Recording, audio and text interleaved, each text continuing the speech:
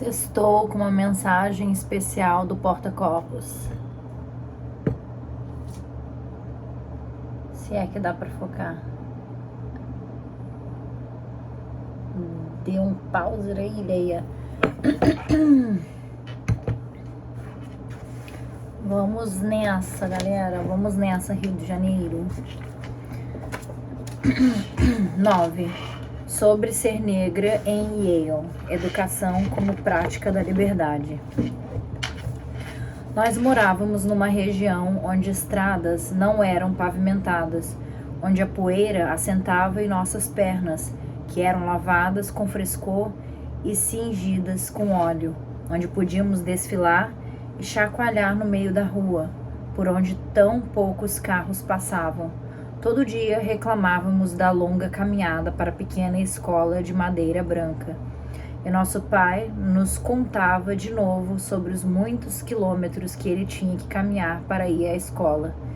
Queríamos silenciar suas palavras, sua experiência.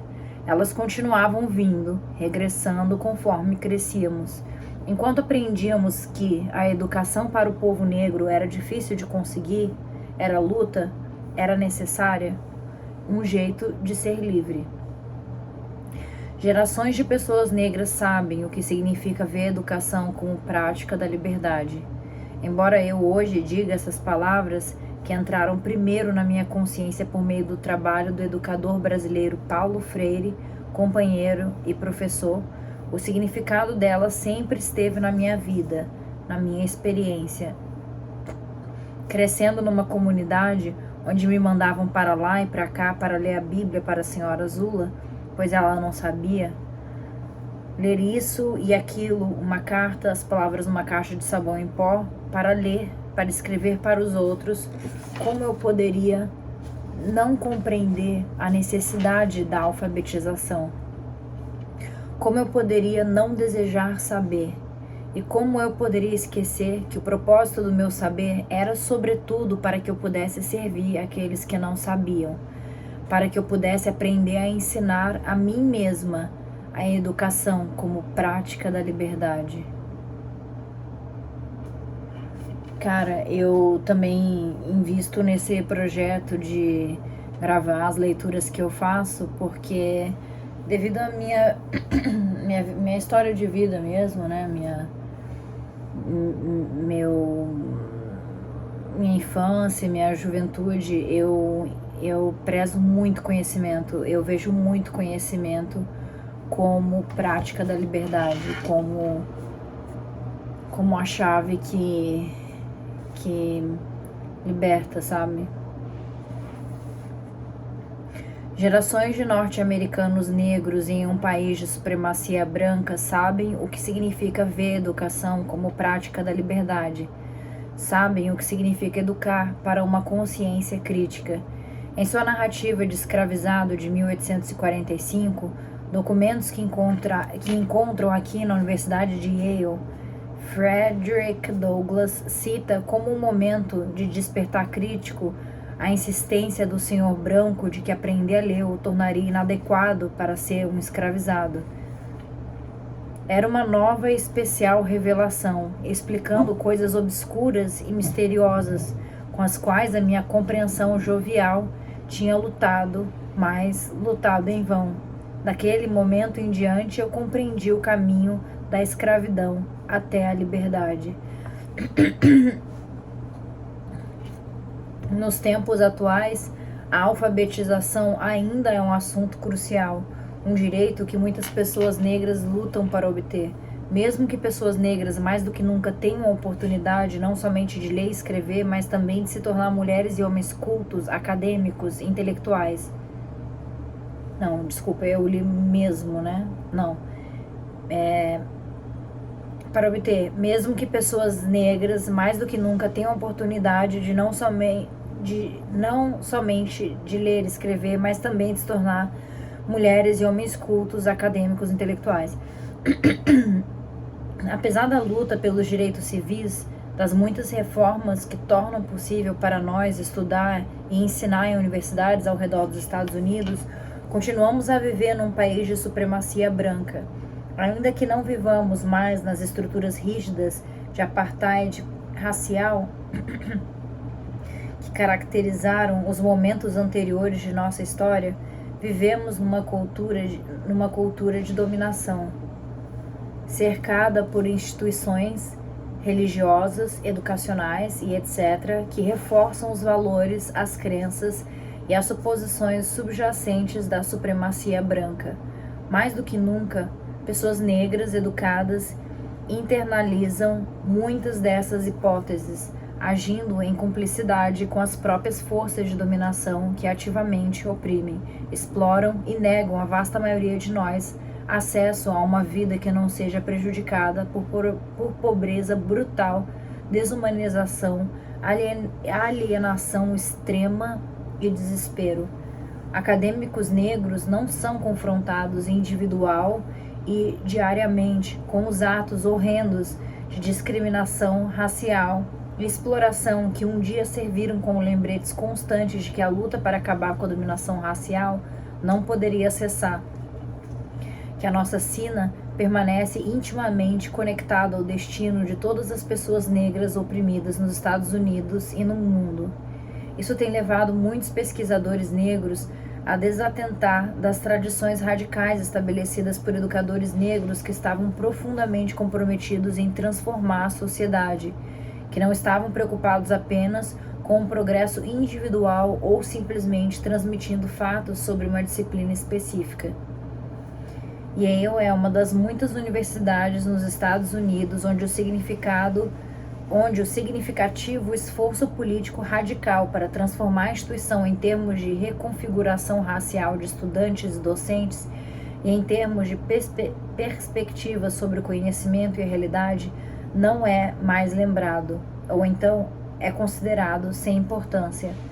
O fracasso em continuar a promover tal esforço não inibe somente a probabilidade de que a visão da liberdade acadêmica que tem iluminado os corações e as mentes de pesquisadores aqui possa um dia se realizar completamente. Isso promove uma atmosfera de desmoralização, alienação e desespero entre estudantes e docentes preocupados e conscientes, especialmente estudantes e docentes negros. Independentemente de nossas perspectivas políticas, de buscas acadêmicas específicas ou de estilos de vidas pessoais, pesquisadores negros de Yale, tanto discentes quanto docentes, confrontam a questão de raça de uma maneira ou de outra, na forma da nossa própria presença aqui. Pertencemos a este lugar? Nossa igualdade de inteligência e habilidade é reconhecida? Nós acreditamos que solidariedade é importante? Estamos servindo aos interesses da libertação negra? Valorizamos a educação como uma prática de liberdade? Uma preocupação central para mim, como professora e pesquisadora, é essa última questão. A educação como uma prática de liberdade. Se pesquisadores negros estiverem ativamente comprometidos com uma pedagogia libertadora, então essa preocupação irá configurar e informar todas as outras percepções do nosso papel.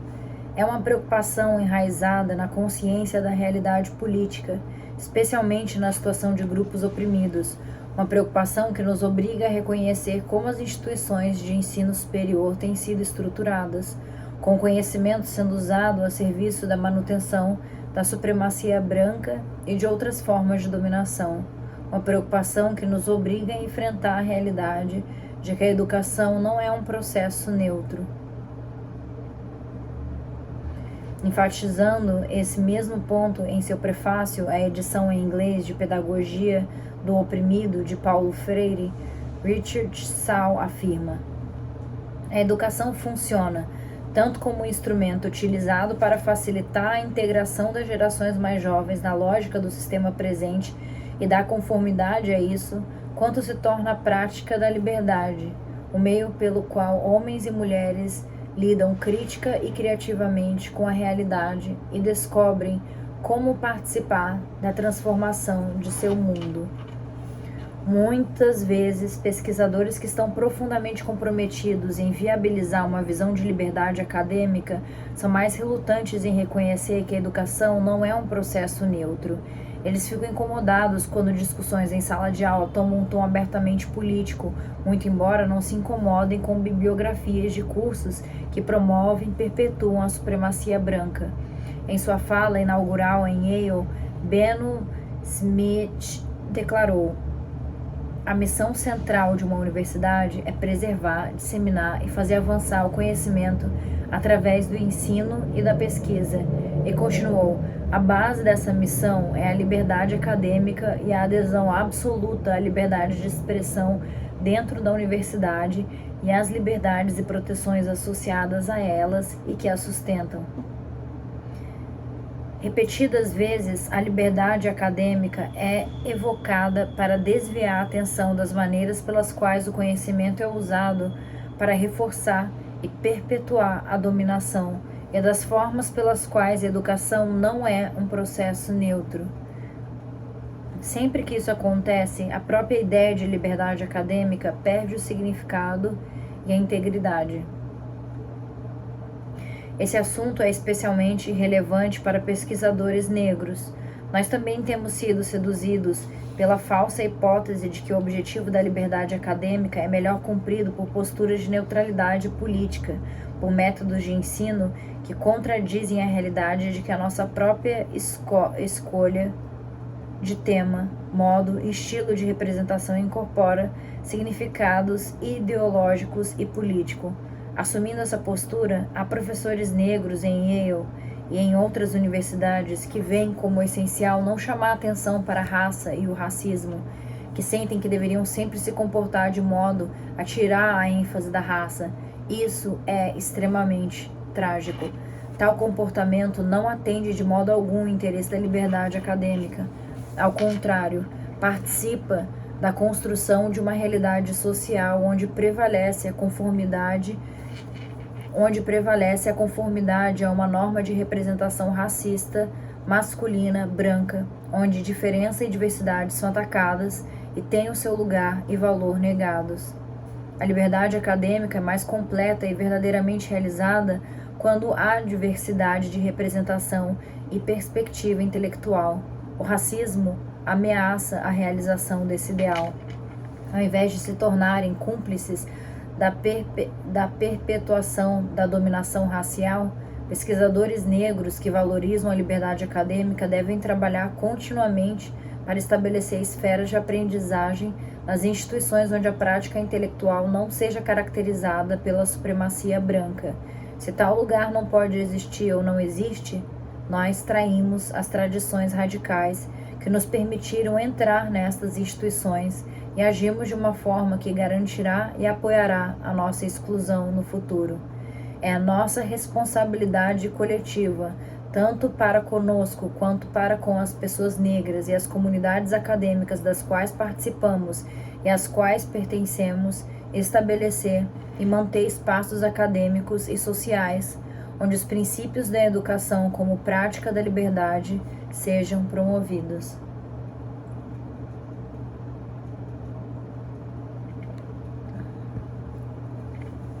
Atualmente, somos convocados por uma circunstância alarmante. O ressurgimento da violência racista declarada, o aumento da carência e da pobreza, o analfabetismo generalizado e a avassaladora devastação psicológica que produz loucura em todas as fronteiras de classe, a examinar e reavaliar criticamente o nosso papel como pesquisadores negros. Devemos nos perguntar como é possível, a muitos de nós, a falta de consciência crítica, a pouca ou nenhuma compreensão de políticas de raça, a negação de que a supremacia branca ameaça a nossa existência e bem-estar, e a cumplicidade e a internalização do racismo, depreciando e desvalorizando a negritude. Nós devemos identificar como essas concepções, crenças e valores são expressos, a fim de construir estratégias de resistência e transformação. Acima de tudo, devemos chamar a atenção para esses aspectos da experiência negra, educacional e social.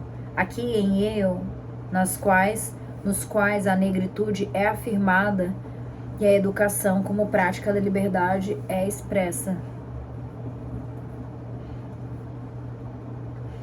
Quando me candidatei a uma vaga de docente em Yale, fiz isso porque se tratava de uma nomeação conjunta com os estudos afro-americanos. Eu não teria aceitado um trabalho somente no departamento de inglês. Acreditava que iria encontrar nos estudos afro-americanos um lugar dentro da universidade onde a pesquisa com foco em pessoas negras seria inequivocadamente considerada valiosa como uma parte da produção de conhecimento, tão necessária quanto qualquer outro trabalho.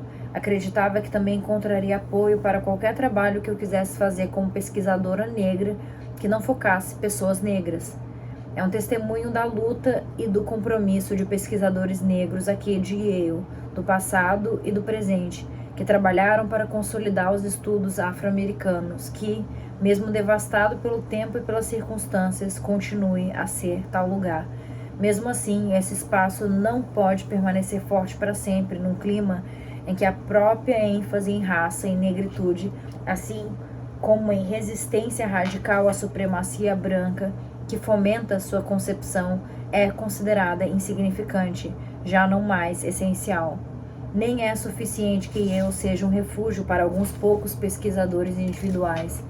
Deve-se enriquecer e expandir a experiência educacional, as possibilidades intelectuais da comunidade de Yale, afirmando, neste esforço, a presença e o trabalho específicos de pessoas negras. De muitas maneiras, a força e a fraqueza dos estudos afro-americanos refletem a nossa condição coletiva como pessoas negras em Yale. Se o programa sofre, e eu acredito que sim, de uma crise de valorização e de comprometimento que tem levado à frustração, à desmoralização, à alienação e ao desespero, nós todos sofremos dessa crise.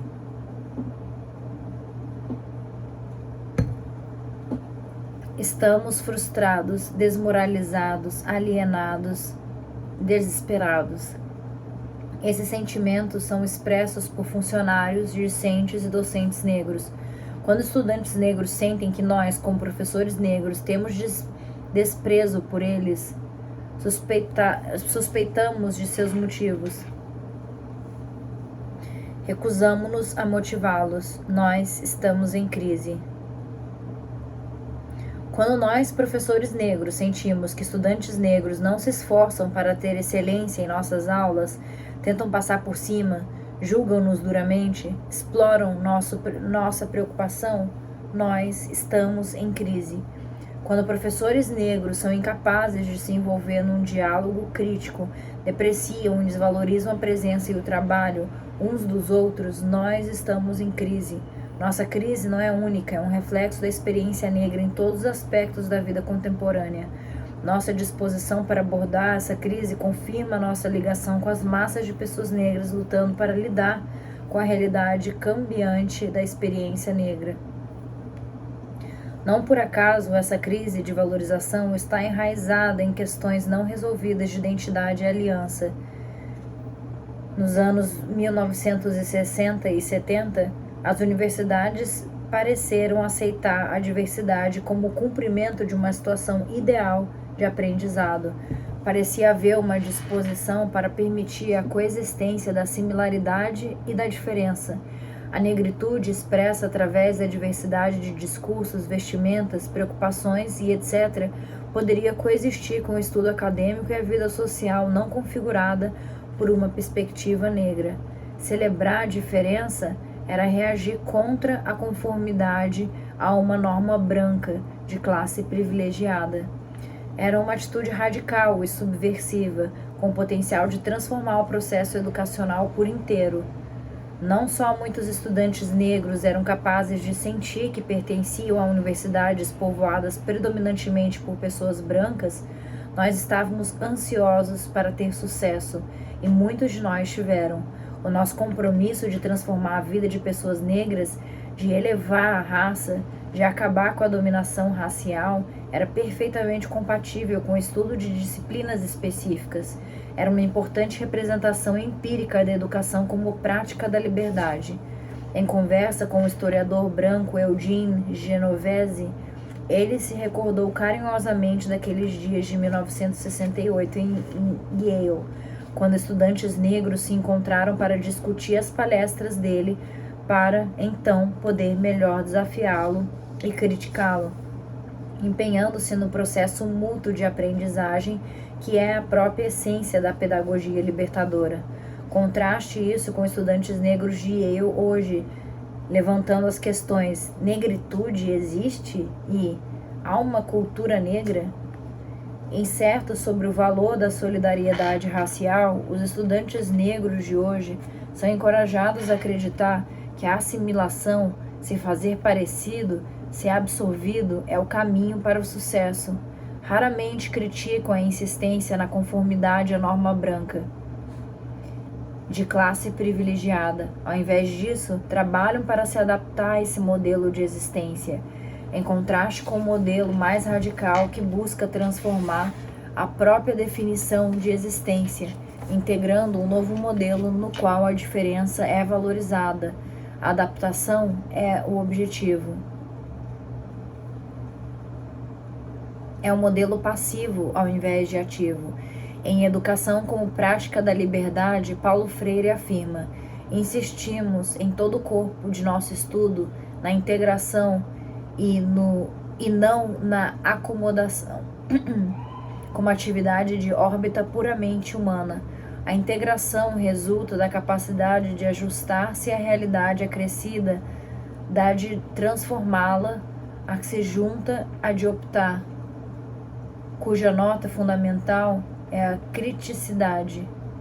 À medida que o homem perde a capacidade de optar e vai sendo submetido a prescrições alheias que o minimizam, e as suas decisões já não são suas, porque resultadas de comandos estranhos, já não se integra. O homem integrado é o homem sujeito. A adaptação é assim um conceito passivo, a integração ou comunhão ativo. Este aspecto passivo se revela no fato de que não seria o homem capaz de alterar a realidade. Pelo contrário, altera-se a si para adaptar-se. A adaptação daria margem apenas a uma débil ação defensiva. Para defender-se, o máximo que faz é adaptar-se.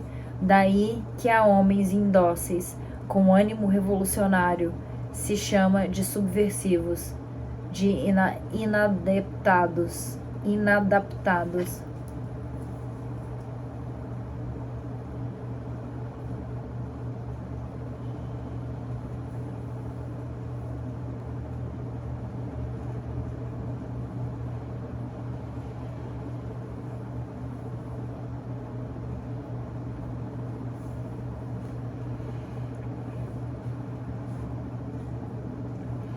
Enquanto a assimilação é vista como uma abordagem que garante a entrada bem-sucedida de pessoas negras no meio dominante, ela é, em sua própria essência, desumanizante.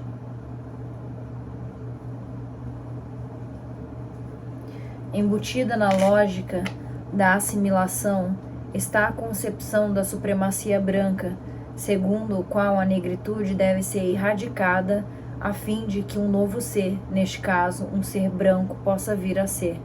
É óbvio, uma vez que nós negros jamais poderemos ser brancos, que esse próprio esforço promova e fomente sério estresse psicológico e até mesmo doenças mentais severas. A minha preocupação com o processo de assimilação tem se aprofundado conforme ouço estudantes negros expressarem dor e sofrimento, conforme os observo sofrer de formas que não só impedem a sua habilidade de se realizar academicamente, como também ameaçam a sua própria existência.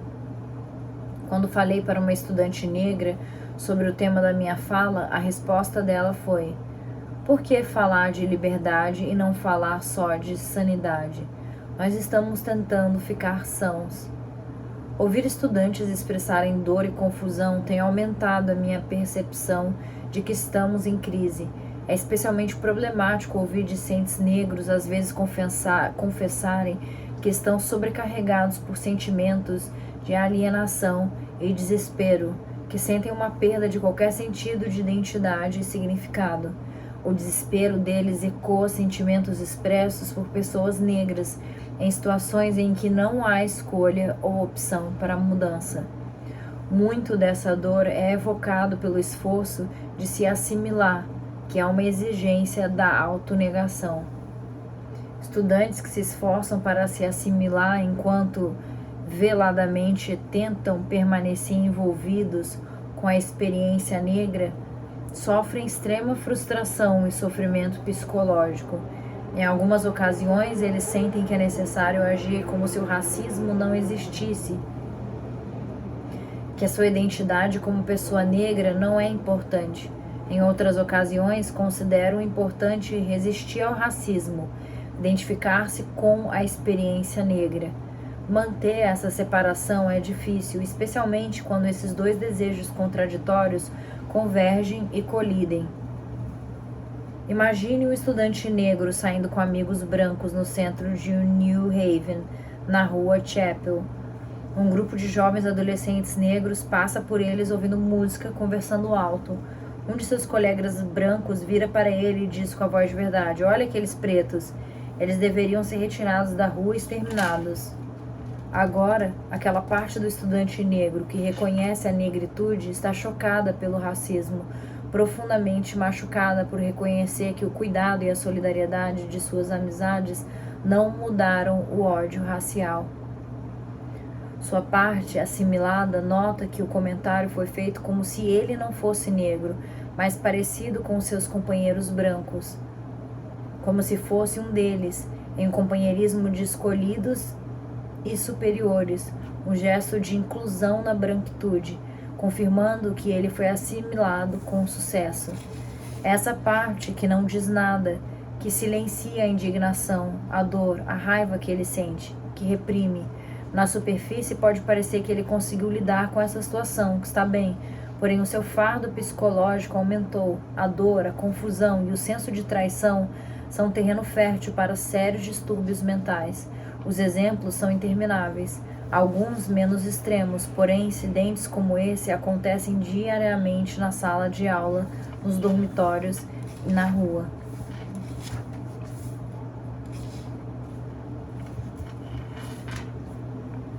Sem um movimento negro libertador organizado que forneça uma estrutura para afirmação, para educação, para uma consciência crítica, estudantes negros preocupados buscam professores negros como exemplos de completude, de maneiras de existir neste contexto social que permitam a celebração e a aceitação da diferença, maneiras de se integrar ao invés de se adaptar, maneiras de ser sujeito ao invés de objeto.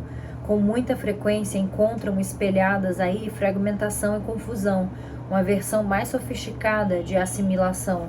Professores negros que agem como se acreditassem que todos os estudantes negros são preguiçosos e irresponsáveis. Professores negros que no ambiente da sala de aula só fazem perguntas e comentários a estudantes brancos.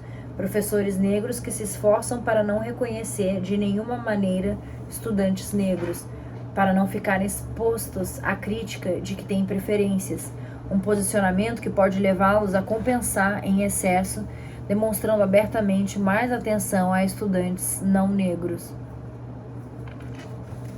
Talvez tenhamos medo daqueles estudantes brancos que questionam, como eu já fui questionada: se você gosta da negritude de estudantes negros tanto assim, por que você dá aulas em Yale? Ou medo de sermos rotulados como racistas, dado o contexto de supremacia branca. É difícil para os estudantes compreender que cuidar das necessidades de um grupo não implica negar cuidado ao outro, quando lhes foi ensinado justamente o oposto.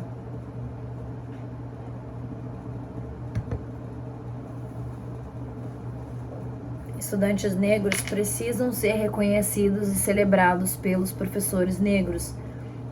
Esses gestos os asseguram que eles deveriam estar estudando em Yale, que podem ter sucesso, que tal sucesso não significa isolamento racial. A ausência de reconhecimento e reafirmação proporciona falta de autoconfiança, reforça a noção de que a assimilação é a única maneira de ter sucesso e, claro, um número significativo de estudantes negros chega a Yale já trabalhando para se assimilar. Enquanto podem se sentir incomodados ou até mesmo ameaçados pela afirmação de pessoas negras, ignorá-los nos divide e separa mais. Muitos estudantes negros querem ter um contato significativo com professores negros, tanto na sala de aula quanto fora dela. Imagine uma estudante negra indo conversar com um professor negro sênior sobre seu desejo de estudar certo aspecto da história das mulheres afro-americanas. Ele responde enfatizando a escassez de material disponível, a dificuldade de tal pesquisa. Mudando de assunto, quer saber de outros interesses dela, e ela diz que quer saber mais sobre a China. Finalmente, ele parece notá-la, como que pela primeira vez, e a encoraja a seguir este assunto. Ela vai embora desencorajada, confusa, sentindo-se depreciada, imaginando por que ele não apoiou seu desejo de pesquisar sobre mulheres negras, ainda mais porque a pesquisa dele se dedica a pessoas negras. É muito fácil para nós, professores negros, perdermos de vista quantos estudantes negros se sentem vulneráveis, especialmente se tais sentimentos estão escondidos atrás de uma máscara de dureza e fala firme. Essa incapacidade de percepção é também fomentada em instituições como Yale, onde há uma ênfase muito forte na hierarquia e classificação, que não somente identifica, mas separa e divide pessoas. Hipóteses definidas sobre o comportamento social entre aqueles considerados autoridades e aqueles vistos como subordinados configuram os relacionamentos entre docentes e discentes. Dado este contexto, é fácil exercer poder de modo a aferir e diminuir, reforçando a dominação. Docentes negros são influenciados por esse contexto social. Os esforços individuais de professores para humanizar o relacionamento professor-estudante podem ser percebidos pelos colegas como ameaçadores à manutenção do status hierárquico.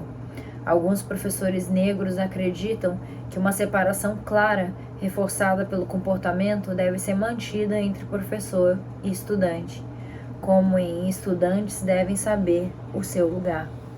As origens dessa metáfora estão na nossa história. Tais hipóteses estão baseadas na própria noção de inferior e superior que configura a supremacia branca. Aceitá-las é aliar-se a forças que reforçam e perpetuam a dominação. Compreender o dado e o abuso que nós, pessoas negras, compreender o dano e o abuso que nós, pessoas negras, podemos causar umas às outras quando absorvemos passivamente e apoiamos sem qualquer crítica as noções de hierarquia, e trabalhar para construir um comportamento alternativo fortalece a nossa compaixão e aprofunda o nosso cuidado para com o outro. O racismo internalizado, na forma como se expressa em nossas interações com o outro, promove discordância e medo. Ele se expressa nos encontros de discentes docentes e em nossos encontros entre professores. Imagine uma nova professora chegando a um ambiente onde há poucas mulheres negras. Ela encontra outro professor negro no seu departamento que, quando questionado sobre seu interesse, diz sem pestanejar: "Não sou muito chegado a essa merda afro-americana." Desassociando-se da negritude, ele assume uma atitude de superioridade, como se tivesse compreendido mais adequadamente o caminho para ter sucesso. Assimilação, negação do ser negro. Então, aqueles professores negros cuja pesquisa focaliza um aspecto da experiência negra, para que a negritude é matéria bruta para a produção de uma mercadoria sem nenhuma relação com seu comportamento social. Eles podem gostar de estudar e escrever sobre pessoas negras, mas dificilmente se associariam com a gente. A objetificação e a mercantilização da negritude torna isso possível, o que leva ao estranhamento e à alienação. Desejando estabelecer distância um do outro, os professores negros criticam duramente seus colegas para garantir que não sejam vinculados, conectados a eles.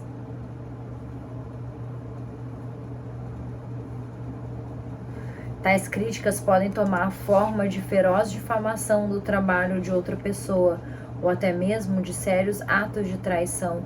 Imagine uma professora negra se envolvendo numa longa discussão sobre a aula de outra pessoa, enfatizando que não aprova o método de ensino de outra pessoa, denunciando-o como ilegítimo, anti-acadêmico. Porém, ela nunca havia participado da aula dessa outra professora, nem ouvido uma palestra dela, ou sequer conversado com ela sobre pedagogia. Todas as críticas eram baseadas em boatos. Uma crítica assim não somente cria tensão e hostilidade desnecessárias, mas torna o diálogo e a crítica construtiva impossíveis. Reconhecer o lugar comum de nossa experiência como docentes negros deveria servir como base à solidariedade, promovendo uma disposição para desafiar e confrontar um ao outro, de modo a reforçar a comunidade coletiva de pesquisadores. Se pudermos nos envolver em um discurso crítico significativo, aumentamos a possibilidade de conseguir fazer o mesmo com os nossos colegas, com os estudantes. Estudos afro-americanos deveriam fornecer um ambiente para o envolvimento crítico, especialmente entre docentes. A presença de professores brancos no programa é com frequência mencionada por estudantes como uma indicação de que não há preocupação real com a afirmação da negritude. Porém, se vamos fazer da educação uma prática da liberdade, nenhum pesquisador comprometido e consciente pode ser excluído. Esta reclamação é feita também onde há grandes quantidades de estudantes não negros nos cursos de estudo afro-americanos. Em teoria, professores brancos envolvidos com os estudos afro-americanos deveriam ser importantes aliados que compreendem a supremacia branca, que estão comprometidos em ensinar de uma maneira que reflita esta preocupação. Se não for assim, então é a nossa responsabilidade individual e coletiva desafiar, educar para conscientização crítica. Empenhar-se simplesmente em denunciar aquela pessoa para outros representa um fracasso em abordar essa preocupação de uma maneira significativa. Se programas de estudos afro-americanos em Yale ou em qualquer outro lugar são ocupados por professores brancos que agem reforçando a dominação racial, o propósito de tais programas está prejudicado e tragicamente distorcido. Como vivemos historicamente, como indivíduos que mudam e são modificados por eventos e situações, temos o poder de transformar a realidade, se escolhermos agir. Nomear e identificar o problema simplesmente não resolve o problema. Nomear é apenas um estágio no processo da transformação. É a coragem para viver as nossas vidas conscientemente e para agir que nos permitirá implementar novas estratégias e objetivos. Como um grupo etnicamente diverso nos estudos afro-americanos, deveríamos ser uma vanguarda, chamando a atenção para a necessidade de conscientização sobre as políticas de raça. Deveríamos estar continuamente engajados num processo de reflexão crítica, ao passo que o nosso foco não deveria ser a exclusão.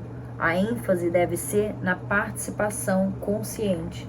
Às vezes o meu ensino é criticado por estudantes não negros, principalmente por brancos, que reclamam que dou mais atenção aos estudantes negros. Crítica oposta é feita por estudantes negros. A afirmação da negritude não precisa inverter estruturas de dominação, nem implica desvalorizar outras experiências. A negritude é reafirmada quando estudantes que previamente mantinham percepções estreitas sobre a experiência negra expandem a sua consciência. Isso é verdade tanto para estudantes não negros quanto para negros. Crucialmente, devemos priorizar a política de inclusão de modo a não refletir estruturas opressivas, o que não significa que não nos envolvamos numa crítica construtiva e de enfrentamento ou que perdamos de vista o imperativo da afirmação da negritude. A diversidade é desafiadora principalmente porque requer que mudemos velhos paradigmas, permitindo a complexidade. Estes são apenas alguns exemplos de situações e circunstâncias que refletem a nossa crise como pessoas negras em Yale. O reconhecimento é uma maneira importante de começar o processo de enfrentamento e transformação, de união. Não é uma ocasião para o desespero. Identificar como participamos da perpetuação da supremacia branca, da dominação racista, expande o nosso potencial para intervenção e transformação. Reunir-se para conversar uns com os outros é um importante ato de resistência, um gesto que demonstra o nosso interesse e a nossa preocupação. Nos permite enxergar que somos um coletivo, que podemos ser uma comunidade de resistência. Juntos podemos esclarecer a nossa compreensão da experiência negra, da similaridade e da diferença à medida que determinam nossas relações sociais, enquanto compartilhamos maneiras de permanecer autoafirmativos e completos conforme fazemos o nosso trabalho acadêmico. Compartilhar estratégias pessoais para negociar essa estrutura é um processo útil de intervenção. Quanto mais familiarizados estamos, mais nos comunicamos uns com os outros. Maior é a consciência de que não estamos isolados, mais projetamos as nossas preocupações, de tal modo que elas impactem a experiência de todos aqui em Yale. Os estudos afro-americanos e o Centro Cultural Afro-Americano são lugares importantes para fazer contato, ficar sabendo sobre cursos e palestras que abordam aspectos particulares da experiência negra. O modo como valorizamos esses espaços determinará a direção atual e o futuro deles. Agora é o momento de fortalecer e identificar o nosso comprometimento, renovando o espírito de unidade e de conexão que permitiu que esses espaços existissem. Esse é o verdadeiro significado de solidariedade, que nós, conscientemente, promovamos conscientização das políticas de raça, que enfrentemos o racismo, que definamos preocupações e interesses comuns que compartilhamos como pessoas negras, que reconheçamos que a realização deste objetivo não nos impede de nenhuma maneira de participar por completo da comunidade de Yale. Baseados no sentido afirmativo de nós mesmos, da negritude, que dá valor e significado à nossa experiência, nós trazemos uma integridade de existência para todas as outras relações, educacionais e sociais, expandindo e enriquecendo essas interações. Quando nos comprometemos com a educação como prática da liberdade, participamos da construção de uma comunidade acadêmica onde podemos ser e nos tornar intelectuais no sentido mais completo e profundo da palavra. Participamos de um modo de aprendizagem e de existência que torna o mundo mais real ao invés de menos real, que nos possibilita viver livremente e por completo. Essa é a alegria em nossa jornada. Incrível. Gostei. Gostei dessa ênfase que ela dá a resistir ao desejo de se assimilar para deixar de sofrer repressão, bullying, mas se manter depois de ter parado, refletido, feito ali uma autoanálise crítica sobre aspectos quaisquer da sua vida, aspectos quaisquer da sua vida, e você entendeu, ok, isso sou eu, quero me tornar o que sou. Eu acho legal isso que ela fala de a gente contribui com o ambiente quando a gente não abre mão de ser o que a gente é, quando a gente luta para se manter um indivíduo diferente, porque isso é saudável para o meio. Se a gente conseguir resistir, a gente também está acrescentando ao meio por não querer se assimilar e se tornar mais um na massa só para ser aceito, para passar. Deixar, né, essa nossa voz falar e ter forças para pagar o preço, mas não abrir mão de ser diferente. Quando a gente... é isso. Bom...